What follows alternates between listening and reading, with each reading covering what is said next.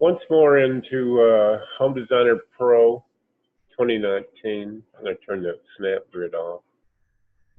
But to really do this correctly, you need to go to Edit, Preferences, and in this section here, Edit Behaviors and Snap Properties. And just I want to make sure that mainly on Snap Properties, that all these snaps are on.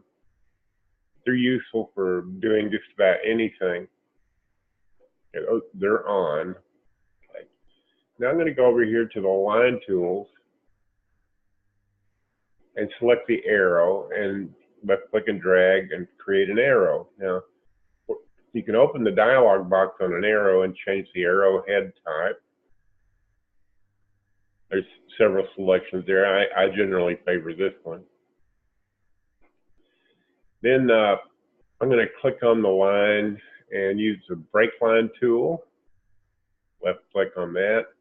Wait until I get that triangular snap indicator showing that that's the center of the line. Left click to break it into two lines. They're still connected, but they're two separate line entities now. I'm going to click on this one to select it and hit the change line to arc like you suppose, and then do it again. You can take the triangular handle.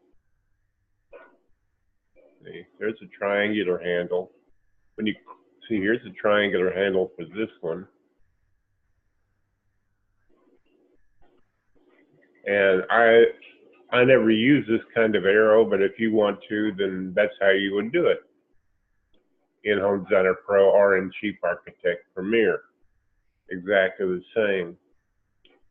Okay, in the video, answered the question. Have a good day.